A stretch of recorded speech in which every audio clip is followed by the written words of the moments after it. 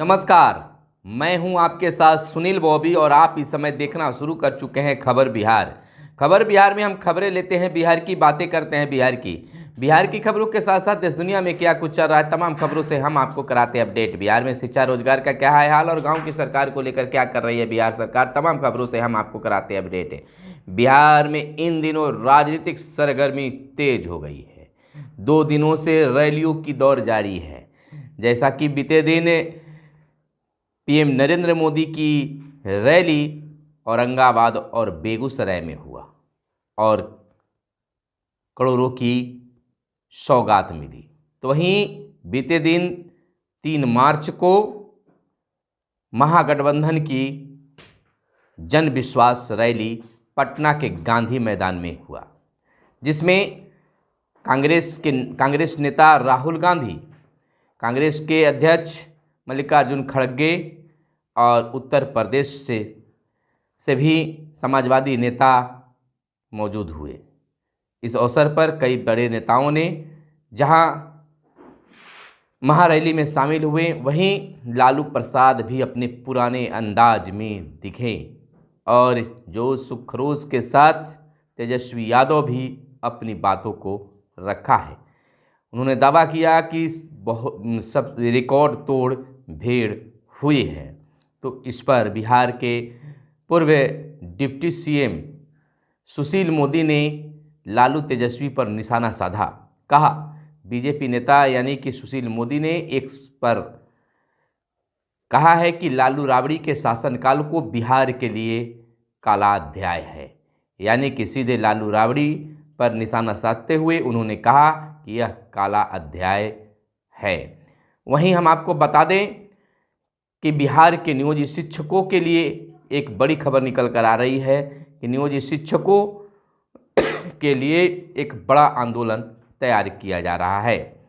नियोजित शिक्षकों की नज़र अब 13 मार्च को हाई कोर्ट के फैसले पर टिका हुआ है। फिलहाल के पाठक को लेकर कोई खास विस्तार खबर नहीं है, लेकिन उन्हें केंद्रीय सेवा प्रतिनियुक्ति पर जाना है। वहीं वार्ड सदस्य जो हैं अब एक बड़े आंदोलन की तैयारी में हैं। देखना यह होता है कि क्या चुनाव से पहले वार्ड सदस्यों का उनका अधिकार मिलता है या फिर नहीं। वहीं पटना के गांधी मैदान में आयोजित जन विश्वास रैली के मंच से आरजेडी के राष्ट्रीय अध्यक्ष लालू प्रसाद यादव ने जमकर गरजे, अपनी पुरानी अंदाज में दिखे और एक बड़ी बात कह दी है कि नरेंद्र मोदी हिंदू नहीं हैं। अगर वह हिंदू रहते तो अपने माता की मृत्यु पर बाल जरूर मुंडन कराते। लालू प्रसाद ने सीएम नीतीश कुमार से लेकर बीजेपी और पीएम मोदी तक निशाना साधा है। तो वहीं हम आपको बता दें कि बिहार में इस महारैली के बाद चर्चाओं का दौर जारी हो गया है। पटना की रैली से बीजेपी घबरा गई है। बीजेपी का झंडा जलाने के वायरल वीडियो के पीछे बीजेपी ने आरजेडी कार्यकर्ताओं का हाथ बताया, जिस पर आरजेडी पार्टी प्रवक्ता मृत्युंजय तिवारी ने कहा कि बीजेपी पटना में महागठबंधन की जन विश्वास रैली की सफलता से घबरा गई है। तो वहीं परिवारवाद के आरोपों पर लालू प्रसाद ने दिया जमकर जवाब। जन विश्वास रैली में पूर्व सीएम लालू प्रसाद ने सीएम नीतीश कुमार पर साधा निशाना, पीएम मोदी पर भी किया पलटवार। तो बता दें आपको कि यह जन विश्वास रैली में बिहार के पूर्व मुख्यमंत्री लालू प्रसाद ने जमकर भाजपा पर निशाना साधा है। वहीं बिहार के पूर्व मुख्य सचिव आमिर सुबहानी को मिली नई जिम्मेदारी, विद्युत विनियामक आयोग के बनाए गए हैं अध्यक्ष। तो वहीं महारैली में तेजस्वी यादव ने भरी हामी। जनता ने कहा आपको अधिकार दिलवाकर, यानी कि जनता से कहा आपको अधिकार दिलवाकर रहेंगे। गांधी मैदान में इंडी अलायंस की महारैली, बीजेपी सांसद हेमा मालिनी ने कहा तीसरी बार मथुरा से लड़ने के लिए टिकट मिला है, मैं यहाँ पर पहले के मुकाबले और काम करूँगी। तो इस तरह से बीजेपी के टिकट जारी हो गए हैं और पीएम मोदी ने बीजेपी को दिया डोनेशन। पीएम मोदी ने बीजेपी को दिया 2000 रुपये का चंदा। कहा पार्टी फंड में दान देकर खुशी हुई है खुशी, नमो ऐप से डोनेट करने की अपील की है। तो वहीं बता दें कि पवन सिंह जो कि उन्हें भाजपा से जो टिकट मिली है, फिलहाल आसनसोल से चुनाव लड़ने से इनकार किया है। पवन सिंह आज बीजेपी के राष्ट्रीय अध्यक्ष यानी कि बीते दिन अध्यक्ष जेपी नड्डा से करेंगे मुलाकात, यानी आज कर सकते हैं मुलाकात। भोजपुरी स्टार पवन सिंह आसनसोल से नहीं लड़ेंगे चुनाव। साइट एक्स पर पोस्ट कर दी जानकारी, लिखा किसी कारणवश नहीं लड़ पाऊंगा चुनाव। इसको लेकर आज भाजपा के विशेष नेताओं से मिलने की बात की जा रही है। वहीं पटना पहुंचे अखिलेश यादव।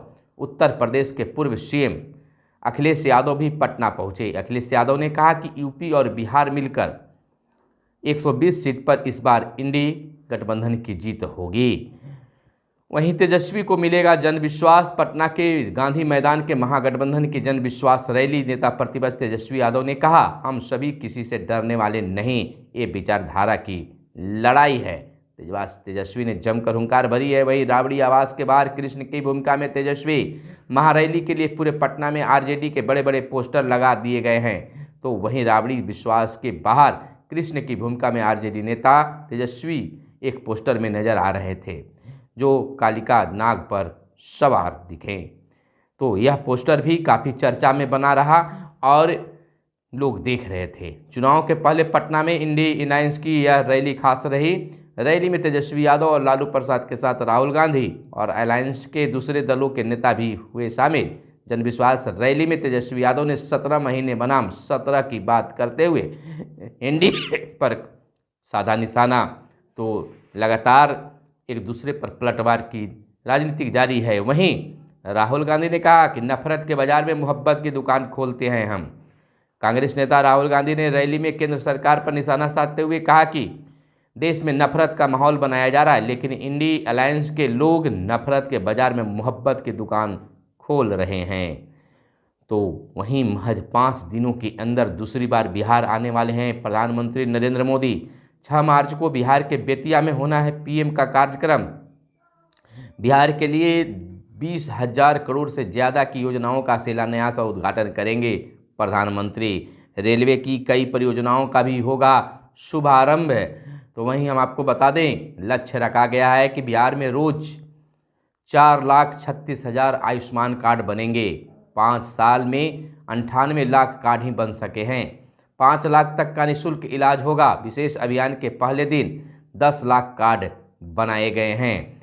तो विशेष अभियान के पहले की स्थिति जिलावार दर्शाई गई है, बताई गई है, और आप भी अपना ये आयुष्मान कार्ड बना सकते हैं अपने नज़दीकी डीलर राशन कार्ड के दुकान पर जाकर। तो अगली बड़ी खबर हम आपको बता दें कि केंद्र की सख्ती के बाद प्ले स्टोर पर लौटे भारतीय ऐप। गूगल ने शुक्रवार को 10 कंपनियों के ऐप हटा दिए थे। कहा कंपनियां नहीं कर रही थी शुल्क का भुगतान। गूगल ने अपने प्ले स्टोर से हटाए गए कुछ लोकप्रिय भारतीय ऐप को शनिवार को फिर से बहाल कर दिया। इसमें शादी.com, नौकरी.com और 99 एकड़ जैसे ऐप शामिल है। सरकार ने गूगल से स्पष्ट कहा था कि ऐप को हटाने की मंजूरी नहीं दी जा सकती। इन्फो एज के संस्थापक संजीव बिखेचंदानी ने एक्स पर पोस्ट किया, इन्फो एज के ऐप अब ऐप मार्केट प्लेस में वापस आ गए हैं। और इससे पहले केंद्रीय मंत्री अश्विनी वैष्णव ने कहा कि गूगल प्ले स्टोर से भारतीय ऐप हटाना हमें नामंजूर है। तो एक बार फिर से वापसी हुई है। वहीं ब्रजेश मल्होत्रा मुख्य सचिव चैतन्य विकास आयुक्त बने, यानी भारतीय प्रशासनिक सेवा बिहार कैडर के 1989 बैच के अधिकारी ब्रजेश मल्होत्रा राज्य के मुख्य सचिव यानी बिहार के मुख्य सचिव बनाए गए हैं। वहीं भारतीय प्रशासनिक सेवा बिहार कैडर के 1990 बैच के अधिकारी चैतन्य प्रसाद को विकास आयुक्त के पद पर स्थानांतरित किया गया है। समान प्रशासन के सचिव मोहम्मद सोहेल ने बीते दिन अधिसूचना जारी की। यह व्यवस्था 4 मार्च से प्रभावी होगी। तो यह बड़ी व्यवस्था दी गई है, बड़ी जिम्मेवारी दी गई है। वहीं पदाधिकारी पढ़ेंगे बच्चों की पुस्तकें ताकि परख सके मेधा। 1 अप्रैल से विद्यालय में बांटी जाएगी पाठ्य पुस्तकें, यानी कि 1 अप्रैल से सरकारी विद्यालयों में पाठ्य पुस्तकें निःशुल्क बांटी जाएगी। 15 अप्रैल तक उपलब्ध कराने का लक्ष्य है। पहली बार डीपीओ, बीईओ और निरीक्षण में लगाए गए कर्मियों को दिया गया है पढ़ाई का टास्क, तो यानी कि अब पदाधिकारी भी बच्चों की पुस्तक पढ़ेंगे। पटना से लखनऊ और सिलीगुड़ी के लिए चलेगी वंदे भारत ट्रेन। पटना जंक्शन से 2 नई वंदे भारत एक्सप्रेस चलाने का निर्णय लिया गया है। पहली वंदे भारत ट्रेन पटना से लखनऊ वाया अयोध्या चलाई जाएगी, जबकि दूसरी वंदे भारत पटना से सिलीगुड़ी तक चलाने का निर्णय लिया गया है। पटना सिलीगुड़ी वंदे भारत की समय सारणी निर्धारित कर ली गई है। वहीं पटना अयोध्या वंदे भारत का रैंक शनिवार को राजेंद्र नगर टर्मिनल पर आ गया है। तो यह एक बिहार के लिए बड़ी बात है। वहीं मुख्यमंत्री ने कहा कि वशिष्ठ नारायण सिंह को महत्वपूर्ण जिम्मेवारी दी जाएगी। वशिष्ठ बाबू के लेखों एवं भाषणों के संग्रह लोकतंत्र के पहरुआ का किया विमोचन। यानी बिहार के मुख्यमंत्री नीतीश कुमार ने कहा कि वशिष्ठ नारायण सिंह को महत्वपूर्ण जिम्मेवारी दी जाएगी। वे शनिवार को जदयू के वरिष्ठ नेता व सांसद वशिष्ठ नारायण सिंह के लेखों एवं भाषणों के संग्रह पर आधारित पुस्तक लोकतंत्र के पहरुआ का विमोचन करने के बाद लोगों से रूबरू थे। तो यह एक मुख्यमंत्री का बड़ा ऐलान कर सकते हैं। वहीं वाराणसी से चुनाव लड़ेंगे पीएम मोदी। भाजपा ने चुनाव के लिए जारी की 195 उम्मीदवारों की पहली सूची। अमित शाह, राजनाथ समेत 34 केंद्रीय मंत्रियों को टिकट। विवादों में रहे विधुली और प्रज्ञा सिंह ठाकुर का टिकट कटा। ब्रिजभूषण और मेनका गांधी की सीट का अभी फैसला नहीं हुआ है। तो वहीं आपको बता दें कि पवन सिंह ने चुनाव लड़ने से इनकार भी कर दिया है। इधर बिहार में पटना समेत 8 जिले वायु प्रदूषण के हॉटस्पॉट। आवासीय और वाणिज्यिक क्षेत्र में हो रही गतिविधियों के कारण जहरीली हो रही है बिहार की हवा। और बता दें कि 8 जिले बिहार के वायु प्रदूषण हॉटस्पॉट के रूप में चिन्हित किए गए हैं। सूबे के हॉटस्पॉट वाले जिले हैं पटना, वैशाली, समस्तीपुर, सहरसा, पूर्णिया, भागलपुर, रोहतास और बांका। तो बिल्कुल हम तमाम लोग पेड़ लगाएं, पौधे लगाएं, तब जाकर यह सुरक्षित रह सकते हैं। वहीं जल संसाधन विभाग अब मनरेगा से कराएगा नहरों का जीर्णोद्धार। 20 घन से अथवा उससे कम जलस्राव वाले नहरों पर मनरेगा के माध्यम से होगा अब काम। 57 नहरों को मनरेगा से जीर्णोद्धार के लिए उपलब्ध कराई गई है सूची।